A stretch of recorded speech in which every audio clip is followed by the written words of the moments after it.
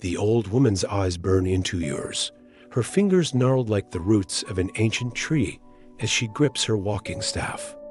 "You'll regret this," she hisses, her voice barely more than a whisper.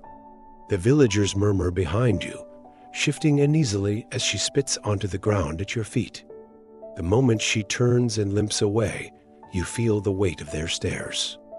It was foolish to refuse her. You should have given her bread when she begged, should have spared a coin. Because now you are cursed.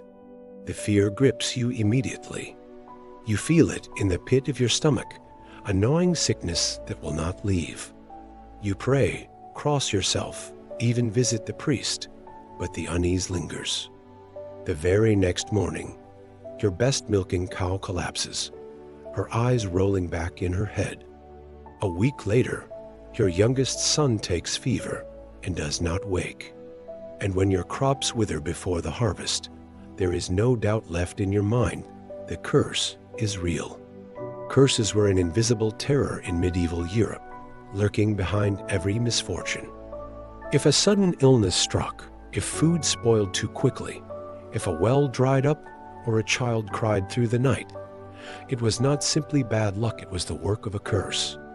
To be cursed meant that unseen forces were working against you, and in a world of poor medicine and limited understanding, these unseen forces were as real as the air you breathed.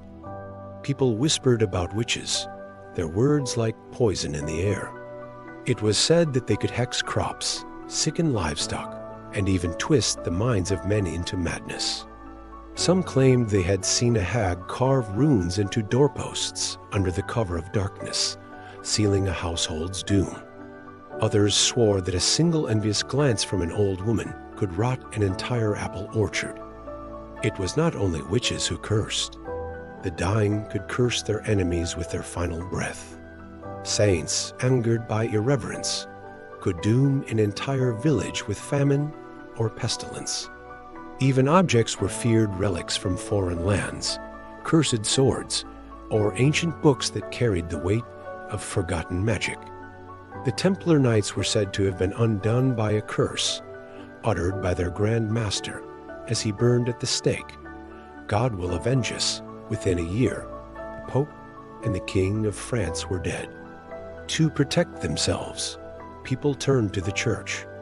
Holy water, blessed charms, and exorcisms were common remedies.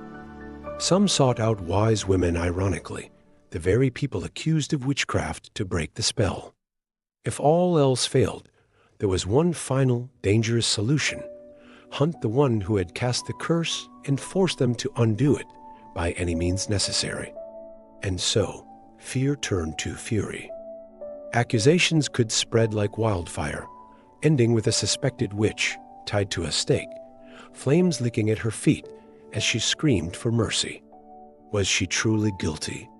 Or was she merely a scapegoat for a world desperate to explain its suffering? But perhaps the real question is, have we truly left this fear behind?